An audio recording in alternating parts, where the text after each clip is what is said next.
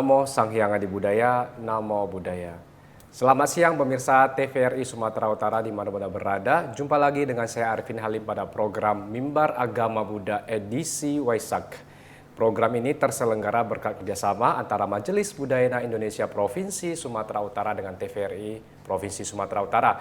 Tentunya pada siang hari ini di edisi Waisak ini kita akan berbincang-bincang banyak hal seputar Waisak bersama narasumber kita. Izinkan saya memperkenalkan beliau. Beliau adalah seorang biku bernama Hite Sakatera, lahir dan besar di Kabupaten Tangerang, Banten, dan di Upasampada pada tanggal 17 Desember tahun 2013, tepatnya di Mon State, negara Myanmar, ketika beliau berusia 20 tahun. Dengan guru penabis atau pajaya yaitu Sayadaw U Kovida. Bante Hite Sakatera berada di Myanmar sekitar 3,5 tahun dengan guru pembimbing beliau. Dan saat ini beliau telah masuk ke wasa ke-11 dan sedang kuliah jurusan psikologi di Universitas Prima Indonesia Medan. Namo Buddhaya Bante. Ya, Namo Buddhaya. Jumpa lagi dengan saya Bante di Mimbar Agama Buddha Bante ya. Ya, nah, Bapak Ibu Saudara Dharma, hari ini kita akan membahas sebuah tema yang menarik sekali yaitu tentang semangat kebersamaan untuk Indonesia maju. Dan telah bersama kita narasumber yaitu Bante Hite Sakatera. Bante, ini suasana Waisak Bante hari ini. Kita tahu nanti pukul 23:55 detik ke 29 itu adalah detik Waisak pada tahun ini, tepatnya pada tanggal 12 Mei 2025. Bante, Waisak tahun ini di tahun 2025 ini sudah masuk ke periode yaitu 2569 tahun Buddhis Bante. Berarti sudah 2500 tahun yang lalu Bante.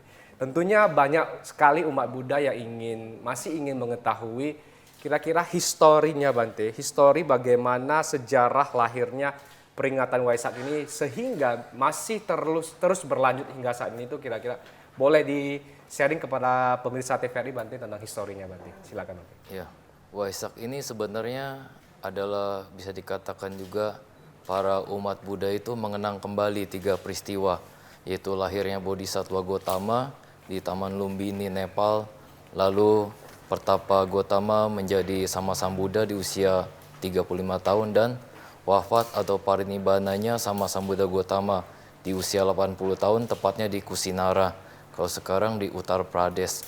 Nah, sebenarnya Waisak juga bisa dikatakan ini merupakan puncak dari perjuangan Bodhisattva Gotama, yang dimana selama 4 asangkaya 100.000 kapa mengumpulkan, menyempurnakan, memupuk parami-parami, kebajikan-kebajikan untuk menjadi seorang Sama Sambuddha. Karena untuk menjadi seorang Sama Sambuddha itu tidak mudah. Ada banyak sekali jenis-jenis parami yang harus dilakukan atau dilatih sampai benar-benar 100%. Nah, ya singkatnya bisa dikatakan Waisak ini mengenang kejayaan atau puncak perjuangan Bodhisattva Gotama. Oke Bante, berarti artinya peringatan ini terselenggara berkat perjuangan seorang calon Buddha ya Bante ya? Ya, calon Buddha yaitu Bodhisattva Gotama. Proses beliau dari sekian asangkaya akhirnya berhasil menjadi seorang Sama Sambuddha, dan itu yang menjadi peringatan hingga saat ini, di mana kita tahu juga umat Buddha di seluruh dunia saat ini sedang berbondong-bondong merayakan Hari Raya Waisak Bante. Yeah. Nah Bante, ini ada satu hal yang menarik nih. Kita tahu selama ini Bante kalau umat Buddha merayakan Waisak itu secara ritual di wihara itu kan seperti biasa baca parita ataupun liamking dan lain sebagainya. Ada juga yang mungkin tiamteng Bante. Kalau sekarang kan kita tahu ada tiamteng itu berdana untuk penyalaan lilin, gitu kan, ada berdana juga untuk hal-hal yang lain. Namun sebenarnya Bante, dari sisi pandangan Buddhis sendiri sebenarnya apa sih makna Waisak yang sesungguhnya, makna sejati nih Bante yang disampaikan oleh Guru Agung Buddha Gotama ini kepada umatnya yang seyogianya harus dipraktikkan Bante. Silakan Bante. Ya, sebenarnya semua Buddha itu mengajarkan ajaran yang sama, yaitu Sabba Papa Saakarana, Kusala Saupasampa, dan Sacita Perioda Pandang. ya menghindari perbuatan buruk, menambah kebajikan dan mensucikan hati dan pikiran. Nah, di dalam perayaan Waisak sebenarnya kalau di dalam tradisi, kalau di Indonesia biasanya kan para umat Buddha kalau hari H sekitar detik-detik itu biasanya melakukan pradaksina. Jadi mengelilingi entah itu Dhammasalanya atau Buddha rupangnya atau pohon bodinya. Nah, atau bisa beberapa tempat sakral di wihara itu. Jadi berputar sebanyak 3 kali sambil biasanya membawa lilin, dupa sama bunga. Nah, itu biasanya aktivitas tahunan lah setiap Waisak biasanya seperti itu. Oke, itu berarti yang dilakukan oleh umat Buddha menyambut hari raya Waisak, Bante ya. Iya. Ada juga yang melakukan seperti uposata begitu, Bante, itu juga termasuk di dalam ini juga, Iya, Bante ya. kalau bisa uposata atau atanggasila itu jauh lebih bagus. Nah, ya biasanya kan cecapgo atau Cecapgo. uposata besar, uposata kecil ya 1 bulan 4 kali lah. Tapi kalau bisa setiap hari pun lebih bagus lagi. Tapi kalau rumah tangga ya sekurang-kurangnya mengamalkan Pancasila Buddhis dan kalau bisa setiap bulan purnama terang dan bulan purnama gelap itu melakukan uposata sila. Oke. Namun Bante, apakah memang di zamannya Buddha itu, Bante, pada saat beliau telah mencapai penerangan sempurna dan juga sebelum beliau mangkat atau mahaparinibbana, apakah ada pesan dari Sang Buddha itu kepada umat Buddha di mana untuk merayakan Waisak itu seharusnya kita mau bagaimana saja, Bante? Apakah hanya memang tadi pradaksina, uposata, atau ada hal-hal lain yang memang ada disabdakan oleh Buddha, Bante, kepada umatnya? Sewaktu menjelang Buddha wafat atau sebelum parinibbana sebenarnya ada kejadian yang unik. Oke. Jadi sebagian biku itu berusaha dekat dengan beliau karena kan merenung, oh sebentar lagi Buddha akan wafat, sebentar lagi Buddha akan meninggal, akan jauh dari kita, deket-deket terus, deket guru kemana dia kemana, guru kemana dia kemana. Terus ada satu biku, Bante lupa namanya, dia nggak mau deket-deket tapi memilih berlatih serius, berjauhan. Nah, alhasil biku-biku yang dekat dengan Buddha ini mengkritik biku yang berlatih. Katanya, biku itu kurang pengertian atau mungkin kurang hormat ke sama Sang Buddha. Nah, pokoknya dicemooh, dikritik. Nah, akhirnya setelah Buddha mengetahui kejadian tersebut, malah Buddha sebaliknya memuji biku yang serius berlatih walaupun secara fisik tidak dekat dan tidak mendukung biku yang cuma sekedar dekat-dekat tapi tidak mau berlatih. Nah, lebih baik berlatih serius walaupun tidak dekat dengan gurunya. Jadi poin yang penting adalah ya di dalam agama Buddha sebenarnya semua umat Buddha tidak cuma anggota sangga aja, semua pengikut Buddha lah. Tujuan akhirnya adalah merealisasi nibbana atau mencapai lenyapnya semua kekotoran batin. Nah, itulah poin pentingnya, berlatih untuk melenyapkan kekotoran batin. Jadi bukan cuma sekedar penghormatan ritual, simbolis, atau tadi sebelum Buddha mangkat ada yang deket-deketan, tapi tidak berlatih, masih lebih baik yang berlatih serius. Berarti kunci utamanya di pelatihan yang serius ya, Bante? Pelatihan yang serius itu sebagai penghormatan yang sesungguhnya, bukan penghormatan simbolis dengan dupa, bunga, pradaksina. Lebih terhormat penghormatannya dengan berlatih sungguh-sungguh. Nah, itu Buddha ada mengatakan demikian. Oke, pemirsa TVRI, itu kunci utamanya. Jadi artinya siogianya kita sebagai umat Buddha itu juga harus benar-benar praktik ya. Praktik yang paling simpel itu bisa melalui Pancasila Buddhis yang sudah disabdakan oleh Buddha Gautama dan 5 Pancasila Buddhis yang bisa direnungkan, dipraktikkan dalam kehidupan sehari-hari. Kalau lebih baik lagi bisa kita tingkatkan menjadi 8 sila yang siogianya biasanya umat Buddha itu mempraktikannya pada saat Ceit, Capgo atau CP dan Japsa 1 bulan bisa 2-4 kali. Itu bisa menjadi satu hal yang nilai tambah daripada hanya sekadar tiap hari mengunjungi wihara dekat dengan biku, tapi tidak ada praktik, hanya sekadar teori juga kurang ya, Bante ya. Iya. Nilainya kurang ya. Oke. Nah, berarti begini, Bante, artinya umat Buddha ini nanti yang mendengar ini kan pasti mereka juga pasti akan, ya kita berharap bisa tercerahkan Bante, setelah biasanya mungkin selama ini hanya sekadar datang ke wihara, cung-cung-cep gitu kalau istilah medannya itu Bante ya, hanya pakai dupa dan lain sebagainya. Nah, pelatihan apa yang paling bukan paling mudah Bante, paling simple yang umat Buddha ini bisa praktikkan dalam kehidupan sehari-hari Bante, apalagi nanti yang menjelang Waisak. Apakah hanya Pancasila Buddhis atau ada latihan lain yang bisa diaplikasikan oleh umat Buddha sehari-hari Bante? Yang sederhananya itu adalah menjaga pikiran Oke. atau bisa dikatakan mindfulness. Hmm. Nah, lalu arena melatih mindfulness itu setiap saat kecuali ketika terlelap. Oke. Jadi di luar waktu ketika kita tidur terlelap, nah itu semuanya arena untuk berlatih. Nah, karena ada satu hukum yang pasti, ketika sati muncul, kilesa tidak bisa muncul. Ketika kilesa muncul, sati tidak bisa muncul. Nah, ketika para umat Buddha atau pengikut Buddha itu mempraktikkan mindfulness atau menggencarkan, menghadirkan sati sekontinu mungkin sepanjang hari. Yang tadi Bante bilang kecuali lagi terlelap, berarti itu arena untuk berlatih. Nah, dengan demikianlah istilahnya bisa diingat dengan sederhana, dengan gampang, dengan lugas mindfulness di dalam keseharian. Nah, konsepnya tadi ketika sati muncul, kilesa tidak muncul. Ketika kilesa muncul, sati tidak bisa muncul. Maka diperkuatlah sati, diperkuatlah mindfulness. Misalkan ketika bekerja, fokus bekerja, tidak mengembara ke hal-hal yang tidak penting. Pokoknya benar-benar fokus mindfully di berbagai aktivitas.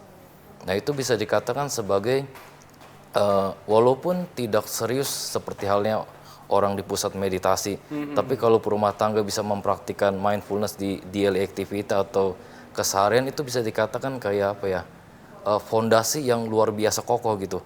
Nanti ketika orang itu masuk ke pusat meditasi dengan sudah latihan di keseharian itu lebih gampang, lebih gampang masuk kepada istilahnya apa ya, timing atau apa ya. Pokoknya udah Iya, waktunya sudah pas gitu Bante. apa ya, sudah terbiasa lah. Terbiasa. Sudah terbiasa mindfulness, jadi ketika masuk ke pusat meditasi lebih gampang konsentrasi. Oke Bante, luar biasa. Artinya ketika sati muncul, kilesa tidak muncul. Ketika kilesa muncul, sati tidak muncul. Oke Bante, kita akan lanjut Bante, karena sebentar lagi kita akan sama-sama menyaksikan penampilan dari adik kita, Kailin Eugenia Liu, yang baru saja terpilih menjadi Bintang Cilik Buddhis 2025 dengan judul lagu Peace on Wesak. Selamat mendengarkan.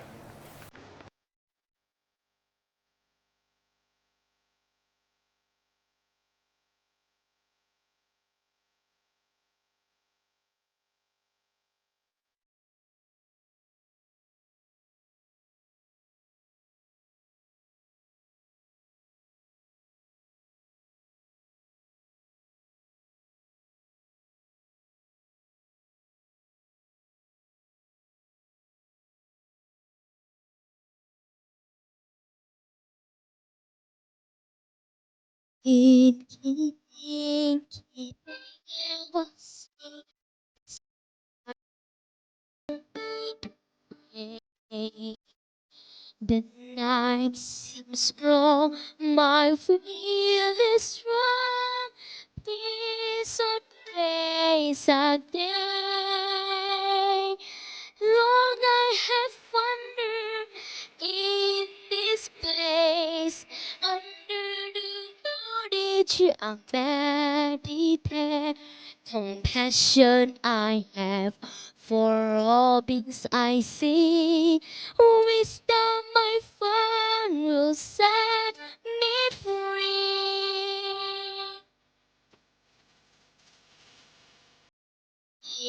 Keeping there one see, the star will show me the way.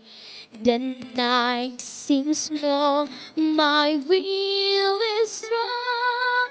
His own ways are there.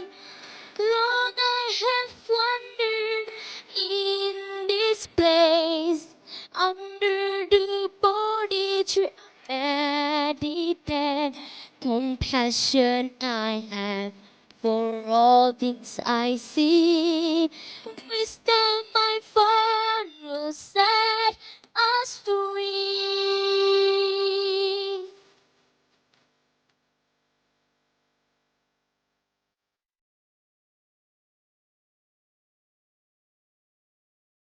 Pinky, pinky, there was sing. The star will show me the way. The night sings love, my will is strong. His own ways I lay. Long I have wandered in this place, under the bondage of many fair. Compassion I have for all things I see. Wisdom my Father set us free. Pinky, pinky, there was seen. The star will show me the way. The night is long, my will is strong. Peace and praise again. Pinky, pinky, there was see. The star will show me the way. The night seems long, my will is strong. Peace and ways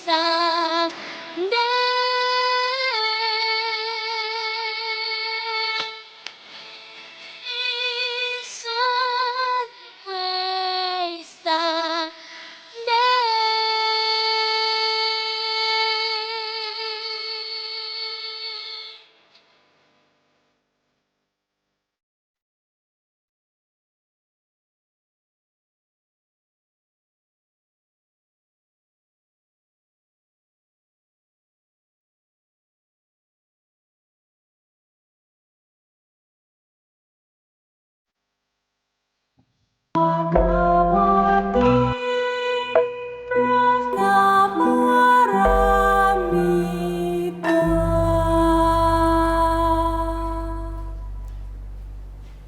Ya, barusan kita sudah mendengarkan penampilan dari adik kita Kaylin Eugenia Liu bintang Cilik Budis 2025 dengan judul lagunya Peace on Wesak. Bante, kita melanjutkan pembahasan tadi Bante mengenai tadi Bante sudah membahas tentang mindfulness ini, kesadaran. Ini menarik sekali Bante.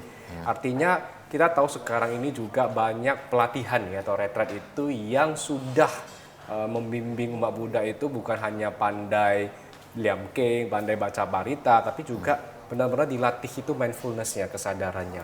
Apakah memang mindfulness ini nantinya bila dipraktikkan oleh umat Buddha dalam keseharian itu bisa meningkatkan katakanlah produktivitas mereka Bante secara bekerja, mungkin berusaha dan lain sebagainya. Apa benar-benar manfaatnya lebih ke sana nggak Bante? Ya, sudah pasti akan lebih banyak manfaatnya. Jadi misalkan kalau orang itu bekerja dengan mindfulness itu bisa memaksimalkan waktu yang ada. Jadi konsentrasi bagus, tidak gampang terdistraksi oleh pikiran yang gak berguna atau hal-hal lain lah yang mengganggu konsentrasi pekerjaan. Atau bahkan dalam konteks kalau mahasiswa atau pelajar ya sudah pasti konsentrasi menyerap ilmunya, menyerap materi-materi itu akan jauh lebih bagus ketimbang orang yang gak biasa mindfulness di kesehariannya. Oke Bante. Kemudian satu lagi Bante, kita tahu sekarang ini kan banyak sekali di era sekarang nih Bante ya, banyak sekali orang yang beban hidupnya tinggi Bante. Yang beban tinggi, kemudian pasti pengaruh ke pikirannya stres. Pikiran stres, gampang emosi dan lain sebagainya. Apakah memang praktik mindfulness ini bisa membantu mengurangi itu Bante, mengurangi kemarahannya, mengurangi tingkat stresnya? Apakah memang itu manjur Bante untuk hal seperti itu? Ya tentu. Karena poin utama mindfulness adalah hidup saat ini. Jadi hidup saat ini berarti ketika mengerjakan satu pekerjaan di satu waktu, ketika itu kita nggak perlu mengkhawatirkan yang akan datang dan juga tidak perlu menyesali yang sudah lewat. Pokoknya fokus saja di saat ini, saat ini. Toh momen saat ini secara alami akan bergulir. Apa istilahnya, detik demi detik kan jadi masa depan istilahnya. Ya fokusnya ya di saat ini saja gitu. Justru kalau kita terlalu banyak memikirkan yang akan datang, belum terjadi, padahal menyesali yang sudah lewat, nggak bisa diputar kembali. Nah itulah buang-buang energi, buang-buang kedamaian, akhirnya kacau. Karena nggak biasa hidup saat ini. Sering hidup di masa yang akan datang atau sering hidup di masa lalu. Jadi menyia-nyiakan momen fresh di saat ini. Makanya istilahnya present itu adalah hadiah Bante ya. Hidup di saat ini, kita tidak terlalu berlanjut-lanjut dengan kejadian masa lampau dan tidak terlalu mengkhawatirkan kejadian yang nantinya akan datang Bante ya. Lebih ke sana Bante. Berarti gini Bante. Artinya seiring dengan perkembangan zaman ini Bante, ajaran Dharma ini dari yang 2569 tahun yang lalu berarti masih relevan Bante sampai sekarang ya ajaran Buddha ini Bante ya. Ya, masih. Nah, selain sati tadi Bante ada contoh lain yang bisa Bante berikan yang tentunya masih relevan dipraktikkan dari zaman Buddha barangkali yang bisa masih berrelevan sampai sekarang itu supaya umat Buddha ini bisa mendapatkan pencerahan nih Bante supaya mereka tahu dan akhirnya mereka juga bisa aplikasikan dalam kehidupan sehari-hari Bante. Ya, yang mau Bante sampaikan kebetulan topiknya kan tema Waisaknya. Semangat kebersamaan untuk Indonesia maju. Iya. Nah, yang masih relevan yang Buddha ajarkan adalah kebersamaan ini. Kalau di dalam sangga itu namanya sangga samagi. Jadi persatuan sangga itu sumber kebahagiaan. Ya dulu kan kalau di zaman Buddha kan ada biku nakal lah yang Dewa Data yang memecah belah sangga. Nah Buddha di kejadian itu kan istilahnya menasihati apa kerugiannya kalau memecah belah sangga, apa keuntungannya kalau menjaga perdamaian, kebersamaan, dan juga ada kejadian-kejadian lain.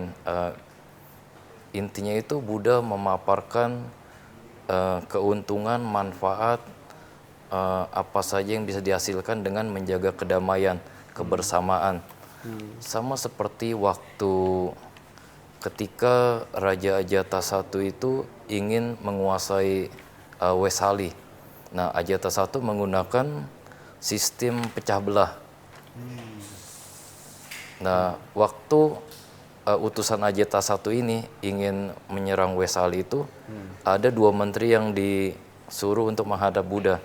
Jadi istilahnya berdiskusi dengan rencana Ajatasattu. Di kejadian itu Buddha menceritakan untuk saat itu bukan hampir tidak mungkin ya, tidak mungkin lah.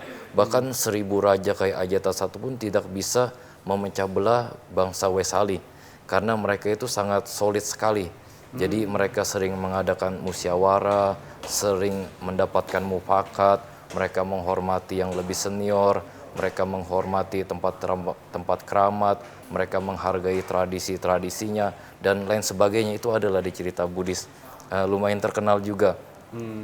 Nah pada saat itu karena utusan dari Ajatasattu mengerti, Buddha aja bilang nggak mungkin pada saat itu, ya nggak usah dicoba lah. Buddha kan maha tahu ya, jangan cari masalah istilahnya. Nah akhirnya setelah itu lama Ajatasattu istilahnya meredam niatnya. Tapi setelah Buddha parinibbana, kalau nggak salah beberapa bulan lah, Ajatasattu menggunakan taktik pecah belah. Ya mirip seperti zaman penjajahan lah, penjajah dari luar bagaimana meruntuhkan kesulitan bangsa Indonesia ya dengan cara strategi pecah belah itu. Jadi perlahan-lahan Ajatasattu menyusupkan kayak spionase gitu mungkin. Mata-mataan ya. Iya. Dimasukkan ke dalam inti pemerintahannya. Jadi pelan-pelan satu dengan yang lainnya agar tidak percaya, agar saling curiga. Akhirnya ketika hari H yang ditentukan, Ajatasattu memutuskan untuk menginvasi Wesali, ya dengan mudah dikalahkan karena sudah tidak solid lagi. Nah, jadi ada beberapa kejadian itu menggambarkan bahwa Buddha itu memuji sekali kebersamaan, kedamaian, keharmonisan karena banyak sekali manfaatnya. Bante. Berarti artinya ajaran Dharma itu masih relevan kita praktikkan dalam sehari-hari. Yang tadi Bante sampaikan juga salah satu contohnya adalah kebersamaan, semangat bersama sesuai dengan tema kita, yaitu semangat kebersamaan untuk Indonesia maju. Karena benar sekali, kalau suatu negara ataupun suatu komunitas saja tidak kompak, pasti akan lebih mudah untuk dipecah belah ya, dihasut dan lain sebagainya. Tentunya di masa Buddha sendiri beliau sudah pernah menjelaskan bahwasanya hal seperti itu penting sekali untuk kita selalu praktikkan, selalu kita jalani supaya tidak mudah untuk dihasut dan dipecah belah, Bante. Nah, Bante berarti begini, artinya kebersamaan itu penting. Kalau Bante melihat sendiri, apakah memang saat ini dari segi kesolidan umat Buddha ini tetap masih kokoh atau sudah mulai ada goyah-goyahnya atau bagaimana, Bante? Kalau Bante secara mungkin subjektif lah, Bante. Kita bilang subjektif dulu ya, jangan objektif, Bante ya. Nah, bagaimana, Bante? Kalau menurut pendapat pribadi Bante ya, sebenarnya memang nggak bisa dipungkiri ada yang sangat fanatik gitu dengan mungkin beberapa praktik yang dia percayai, mungkin aliran yang dia percayai sangat yakin sekali, tapi kurang toleransi lah kepada aliran lain atau yang mempraktikkan beda dengan dia. Tapi kalau secara umum tidak terlalu signifikan lah. Indonesia ya Bante akui tradisi gotong royong kebersamaannya itu masih kuat, masih cukup kental ya. Jadi walaupun ada beberapa atau sedikit lah yang seperti yang tadi Bante sampaikan, tapi secara keseluruhan masih cukup bagus karena tradisinya masih kuat lah. Oke, jadi artinya masih bagus ya, Bante ya, secara Masih subjektif bagus. Bante melihat itu ya. Nah, itu sebenarnya harus terus dipertahankan oleh umat Buddha supaya perkembangan atau ajaran dari Dharma ini bisa terus berlanjut, nantinya bisa sampai ke generasi-generasi berikutnya, Bante. Berarti Bante, nah kita udah bahas tentang mindfulness, kita juga ada bahas tentang bagaimana persatuan, kekompakan. Saran dari Bante sendiri ini, kalau Bante, kan Bante sudah 11 wasa nih, Bante. Ya. Apa yang Bante masih inginkan supaya umat Buddha ini bisa terus update lagi untuk perkembangannya, Bante? Yang Bante sarankan adalah sebaiknya para pengikut Buddha itu mempelajari kitab suci dengan sungguh-sungguh. Nah, karena sekarang sudah pasti Buddha sudah parinibbana, sudah wafat. Jadi guru yang punya Sabanyutanyana itu udah nggak ada. Tapi sebagai gantinya adalah Tipitaka yang masih ada. Jadi Tipitaka ini bisa dikatakan mewakili sama Sambuddha Gotama yang telah wafat.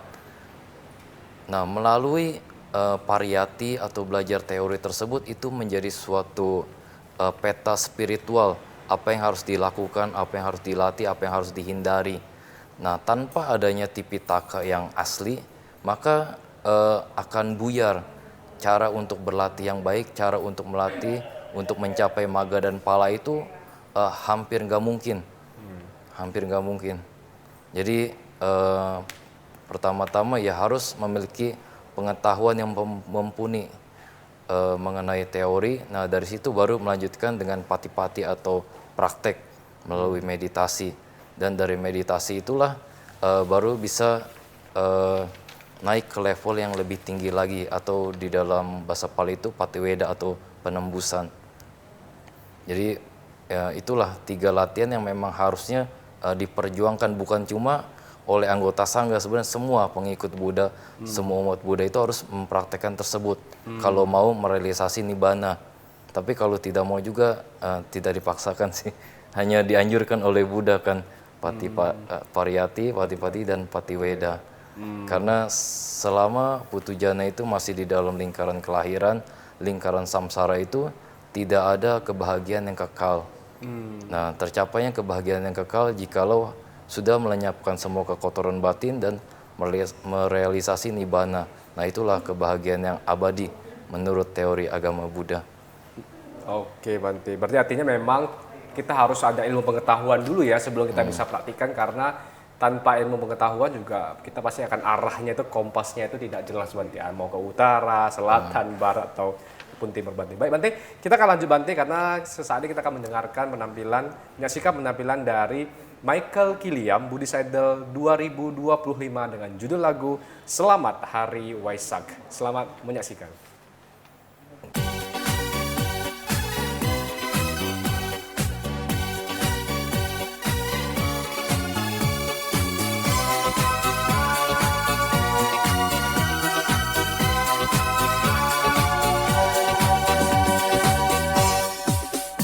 Selamat Hari Waisak, selamat Hari Waisak, selamat Hari Suci Waisak semua. Selamat berbahagia, salam sejahtera, selamat Hari Suci Waisak. Selamat, selamat bahagia, damai tentram sentosa, damai bahagia dalam Buddha Dharma. Selamat, selamat Waisak, bersama kita gembira di hari Trisuci Waisak. Rangkapkan tanganmu di depan dadamu dan ucapkan semoga berbahagia. Salam dalam Dharma untuk semuanya, selamat Hari Suci Waisak. Selamat, selamat bahagia, damai tentram sentosa, damai bahagia dalam Buddha Dharma. Selamat, selamat Waisak, bersama kita gembira di hari Trisuci Waisak.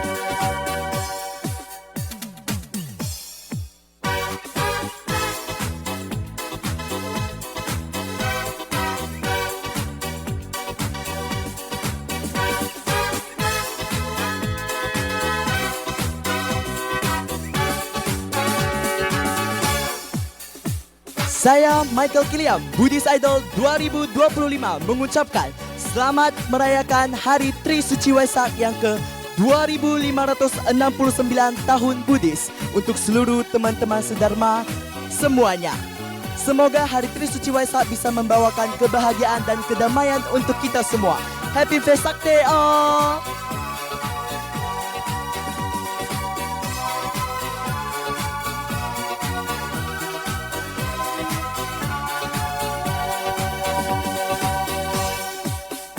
Selamat Hari Waisak, selamat Hari Waisak, selamat Hari Suci Waisak semua. Selamat berbahagia, salam sejahtera, selamat Hari Suci Waisak. Selamat, selamat bahagia, damai tentram sentosa, damai bahagia dalam Buddha Dharma. Selamat, selamat Waisak, bersama kita gembira di hari Trisuci Waisak. Rangkapkan tanganmu di depan dadamu dan ucapkan semoga berbahagia. Salam dalam Dharma untuk semuanya, selamat Hari Suci Waisak. Selamat, selamat bahagia, damai tentram sentosa, damai bahagia dalam Buddha Dharma. Selamat, selamat Waisak, bersama kita gembira di hari Trisuci Waisak. Selamat, selamat bahagia, damai tentram sentosa, damai bahagia dalam Buddha Dharma. Selamat, selamat Waisak, bersama kita gembira di hari Trisuci Waisak. Selamat, selamat bahagia, damai tentram sentosa, damai bahagia dalam Buddha Dharma.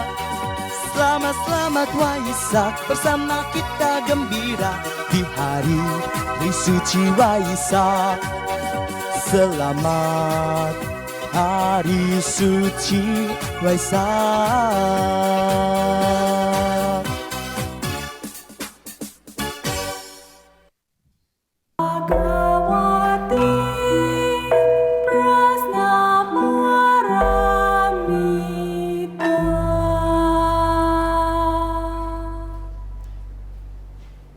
Oke, barusan kita mendengarkan penampilan dari Buddhist Idol kita yaitu Michael Kiliam dengan judul lagu Selamat Hari Waisak.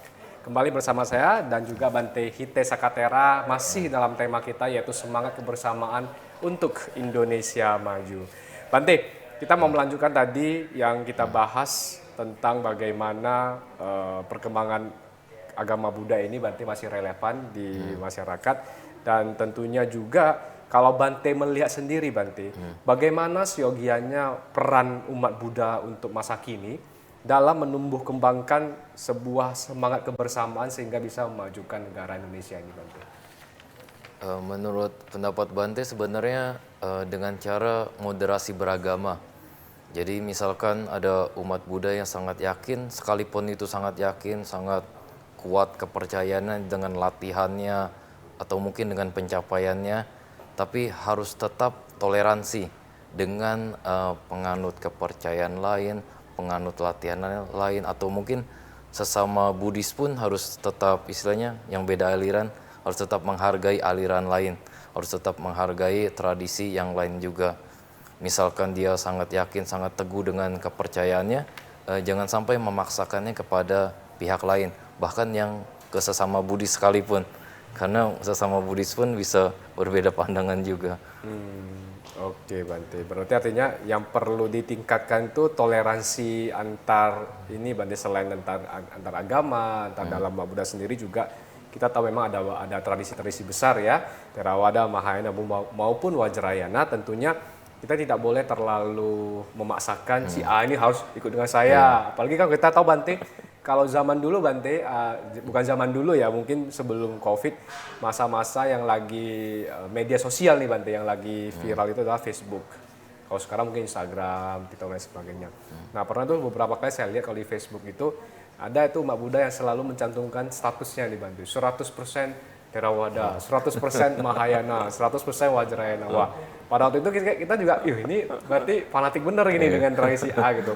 Nah, bagaimana pesan Bante supaya kalau yang mendengar ini bisa paling tidak itu ya ada wawasannya bisa lebih terbuka lagi. Tipsnya itu bagaimana Bante supaya mereka ini tidak hanya terkungkung dengan kefanatikan terhadap suatu tradisi itu Bante. Sebenarnya masing-masing orang kan punya kecocokannya masing-masing. Ada yang misalkan cocoknya dengan Mahayana, ritual-ritualnya silakan. Kalau yang cocok dengan Theravada silakan. Kalau yang cocok dengan Vajrayana silakan juga. Jadi di semua tiga aliran itu tetap mereka itu tujuan akhirnya Nibbana. Budanya pun sama, Sakyamuni Buddha, Buddha Gotama. Jadi secara inti ajarannya itu sama, jadi tidak perlu diperdebatkan. Kalau bagi yang mau cocok salah satu ya silakan, tapi ya tidak perlu sampai pasang status 100% apa, kayak seperti apa ya? Terlalu sombong gitu. Mana atau kesombongan itu kan seperti orang yang ingin mengangkat panji atau benderanya setinggi-tingginya. Ingin orang seluruh dunia itu tahu, oh dia 100% Theravada, 100% Mahayana atau apalah. Ya, yang penting latihannya, apakah dia sudah berlatih dengan baik atau belum. Jadi bukan cuma label statusnya aja. Yang terpenting adalah mau berlatih atau enggak. Oke, berarti memang kunci utamanya di bagaimana perenungan dan harus ada mindset yang benar itu, bahwasanya Buddhanya satu gitu Bante ya. Sama, tinggal ya Buddha sendiri juga tahu bahwasanya ke depannya ini akan ada tradisi seperti ini, tidak boleh terlalu fanatik terhadap salah satu tradisi, karena memang seyogianya semua itu punya satu tujuan akhir yang sama, yaitu Nibbana itu Bante ya. Nah, berarti artinya kalau pemirsa TVRI Sumatera Utara, khususnya umat Buddha yang mendengarkan ini bisa memahami kondisi yang ada di lapangan itu, artinya siapapun ini ya, baik itu si A dengan tradisi Theravada, si B dengan tradisi Mahayana, si C dengan tradisi Vajrayana, semuanya itu hanya tinggal bagaimana kita kecocokan masing-masing Bante ya. Kecocokan masing-masing, prinsipnya sama, tujuan akhirnya adalah sama-sama untuk mencapai pembebasan, yaitu Nibbana itu sendiri Bante. Nah, bagaimana dengan pandangan ini Bante? Kita tahu kalau ini kan kita pakai dengan pandangan dari katakanlah orang tua nih Bante. Orang tua kalau kita tahu masih kental dengan tradisi. Kental dengan tradisi. Kalau anak muda kan biasa sudah kenal dengan salah satu tradisi itu mereka sudah fanatik. Ini kebalikan, kalau orang tua tuh biasanya masih kental dengan tradisi yang zaman dulu nih Bante. Yang memang tidak terlalu ke intisari dari ajaran Buddha itu sendiri. Bagaimana cara kita menanggapi kalau seandainya ini ya ada orang tua yang masih kental dengan tradisi zaman dulu? Bagaimana cara kita sebagai umat Buddha atau anaknya Bante untuk katakanlah memberikan arahan atau memberikan saran supaya orang tua ini bisa paling tidak mempelajari dan mempraktikkan gitu ajaran Buddha itu sendiri Bante? Bante rasa anaknya harus aktif mengajak orang tuanya. Ya misalkan seminggu sekali diajak ke wihara. Kan di wihara tertentu itu ada program orang tua. Jadi kebaktian lansia gitu. Nah itu kalau anaknya nggak aktif mengajak, sedangkan orang tuanya kan sudah berumur, banyak keterbatasan fisik, keterbatasan pendengaran, penglihatan, lalu daya kognisinya juga sudah terbatas. Ya kalau anaknya tidak pengertian, ya mungkin di masa bodohin aja. Jadi anaknya harus aktif lah mengajak orang tuanya. Itu yang latihan yang lebih sederhana lagi, ajak berderma gitu.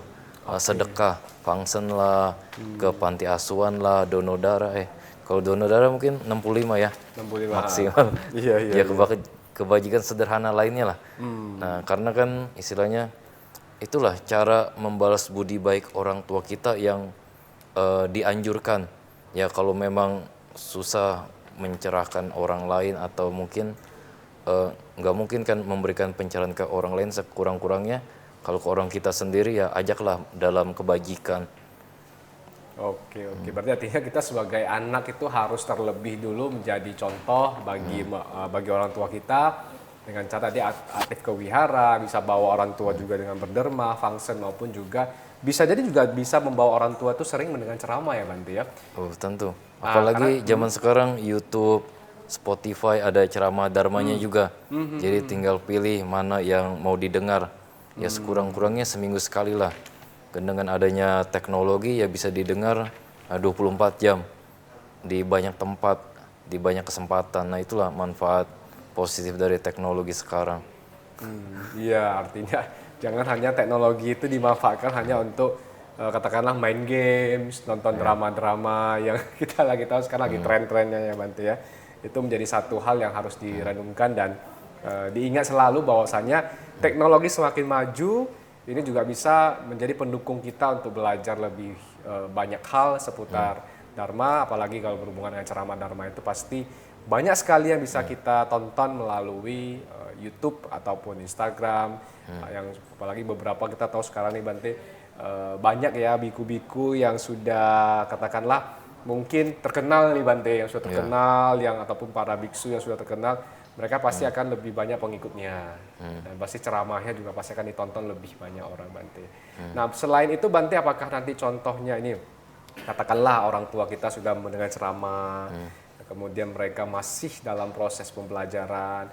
Nah itu kita sebagai anak itu juga tidak boleh terlalu dalam artian mengubah 100% apa yang menjadi kebiasaannya selama ini orang tua lakukan ya Bante. Kalau diubah langsung bisa jadi menjadi satu mental block yang dirasakan oleh orang tua. Kalau menurut pendapat Bante itu bagaimana Bante? Ubahnya itu secara perlahan-lahan. Jadi seperti halnya evolusi gitu.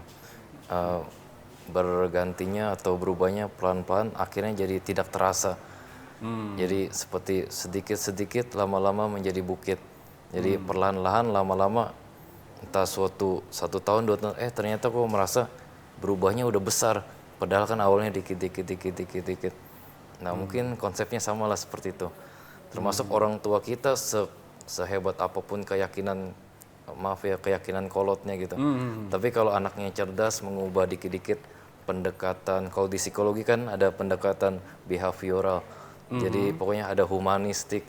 Pokoknya dengan cara sampai orangnya itu nggak sadar bahwa diubah secara perlahan. Dia sendiri pun nyaman gitu. Ya kurang lebih seperti itulah. Oke. Wah ini karena Bante belajar psikologis ini Bante cocok ya Bante. Artinya bisa tahu kira-kira bagaimana pendekatan secara humanisnya Bante ya. Supaya Mak Buddha bisa lebih, apalagi yang memang masih kental dengan tradisi di masa lalu itu bisa diubah secara perlahan tanpa terlalu di-force ataupun dipaksa. Tanpa terganggu juga. Tanpa terganggu Bante. Karena memang terus terang di lapangan Bante itu banyak sekali kasus. Artinya si anak ini sudah belajar Dharma. Dia merasa ini bagus banget. Orang tuanya harus belajar. akhirnya dia memaksa si orang tua itu untuk mengubah langsung 180 derajat tradisinya. Akhirnya orang tua ini merasa, loh kenapa kok saya yang sudah lebih senior, yang makan asam garamnya lebih banyak itu merasa harus mengikuti saran dari si anak gitu. Berarti memang cara kita sebagai seorang anak ini mengubahnya itu harus secara humanis ya Bante. Ya, secara cerdas. Secara cerdas ya Bante. Oke, kita kembali ke tema kita, itu semangat kebersamaan untuk Indonesia Maju Bante. Bagaimana yang siogianya ini Bante, ini kan Hari Raya Waisak ini Bante. Siogianya itu yang bisa dilakukan oleh pengurus wihara Bante. Pengurus wihara, apakah itu dia Bayayasa, pengurus muda-mudi, pengurus dari Persamuan Umat Buddha, yang bisa dilakukan, apakah ada acara atau hal-hal apa yang bisa dilakukan untuk mendukung supaya semangat kebersamaan untuk Indonesia Maju ini bisa terus digaungkan Bante? Bante rasa dalam hal pelayanan, jadi pelayanan ke umat itu harus lebih diperhatikan. Karena Bante dapat lebih dari satu laporan itu bahwa ada kayak kalau orang baru yang datang ke wihara itu dicuekin, tidak digubris, mau apa-apa kurang dilayani. Lain halnya dengan orang-orang yang sudah lama gitu, lebih dispesialkan. Nah, sebagai pengurus wihara harusnya merangkul semuanya, baik yang baru datang pertama kali, yang sudah cukup lama, atau mungkin yang sudah tua bangka, yang sejak kecil sampai tuanya di situ. Pokoknya harus merangkul semuanya gitu. Nah, itulah kelemahan yang Bante udah berkali-kali Bante dengar dalam segi pelayanan umatnya itu kurang. Jadi apalagi kalau misalkan orang yang baru kan istilahnya masih canggung ya. Canggung, malu-malu. Nah, kalau orang yang seperti itu dicuekin mungkin nggak datang lagi nanti. Jadi yang Bante perhatikan harus itulah pelayanannya dilembutkan atau mungkin lebih dirangkul lah biar orang baru itu nyaman gitu. Oke, berarti kunci utamanya di pelayanan ya Bante ya? Iya. Kunci utama. Oke, karena memang terus terang ya apa yang Bante sampaikan juga kita sudah melihat langsung di lapangan Bante. Kejadiannya adalah sering ada umat yang baru, mungkin baru menginjakkan kaki ke wihara, dia bingung nih mau kemana, arahnya mau kemana, tapi beberapa pengurus barangkali mungkin sibuk dan lain sebagainya dengan berbagai alasan, akhirnya mencuekin orang tersebut. Dan ya bisa jadi orang itu mungkin kecewa ya Bante ya, sudah datang jauh-jauh, tidak diarahkan, atau mungkin saja ada juga umat yang mungkin segan Bante, segan untuk bertanya, alhasil yang pengurus juga segan untuk mengarahkan, akhirnya dua orang sama-sama segan, akhirnya tidak ada solusi Bante. Nah, berarti memang kunci utamanya pelayanan. Setelah itu apa lagi nih Bante yang bisa mendukung supaya semangat kebersamaannya itu bisa terjaga Bante? Mungkin kalau dari konteks wihara itu masing-masing pengurus itu harus istilahnya terbuka dengan pendapat, pandangannya kalau lagi rapat, musyawarah gitu. Jangan sampai seperti ada keretakan dari dalam gitu. Misalkan ada suatu permasalahan tidak diungkapkan di musyawarah, akhirnya semakin lama semakin besar. Nah, ketika sudah terlalu besar ya mungkin sudah mustahil lagi diselesaikan gitu. Ya kalau di dalam kepengurusan wihara ketika ada masalah kecil ya sesegera mungkin diselesaikan, dimusyawarahkan, mumpung masih kecil masalahnya. Makanya kalau di suku Tionghoa ini ada peribahasanya Bante. Peribahasanya itu adalah tuasu pua sesu, sesu pua bosu, bosu liao mai choisu. Artinya masalah besar dipecahkan menjadi masalah kecil. Masalah kecil dipecahkan menjadi tidak ada masalah gitu kan. Nah, kalau sudah nggak ada masalah jangan cari masalah. Nah, itu ada peribahasa yang memang orang tua zaman dulu sebenarnya juga sudah sering berpesan nih kepada generasi penerusnya adalah hal-hal sepele jangan terlalu dibesar-besarkan Bante ya. Oke, berarti kuncinya dua yaitu pelayanan dan juga kita harus ada sering musyawarah untuk mufakat Bante. Seperti yang tadi Bante cerita tentang historinya Wesali Bante ya. Iya, Wesali. anjuran Wesali. Anjuran Wesali ya, di masa Buddha itu mereka begitu sering musyawarah mufakat sehingga tidak bisa diserang oleh negara Ajata tetangga. I. Ya, dari Raja Ajata I itu Bante. Oke Bante, bagaimana dengan generasi muda ini Bante? Jadi kita sudah bahas tentang senior-seniornya. Kalau generasi muda ini kan terus terang kita tahu secara emosional pasti lebih tinggi, tidak stabil alias masih labil. Kemudian juga dari segi mudah terhasut. Sekarang kita tahu banyak sekali kasus, apakah dia pinjol, ya dan lain sebagainya. Kemudian judol juga, itu juga banyak sekali kasus seperti itu. Nah, bagaimana saran dari Bante atau pendapat dari Bante ini untuk generasi muda ini, sehingga mereka juga bisa memahami maksud dari semangat kebersamaan untuk dijaga itu sehingga bisa generasi muda negara Indonesia ini bisa bagus, Bante. Kalau dari pandangan Bante secara subjektif itu bagaimana, Bante? Ya, kalau bagi umat Buddha tentu saja istilahnya nggak bisa lepas dari teknologi ya. Sudah sangat begitu canggih dan keseharian kita sudah beradaptasi dengan teknologi. Dari komunikasi, dari sekolah online dan lain sebagainya lah. Tapi dengan kemajuan teknologi jangan sampai kita itu melupakan latihan. Dalam konteks ini ya latihan Buddhis gitu. Dari hal menjaga sila, menjaga moralitas kan. Lalu latihan berderma, kedermawanan, dan juga latihan meditasi. Dan juga ketika menggunakan media sosial itu harus waspada. Jadi jangan gampang sekali merepost berita-berita yang belum tentu benar. Karena zaman sekarang kan siapa aja bisa ngetik di medsos, langsung posting, kirim-kirim. Orang nggak tahu benar atau salah kan.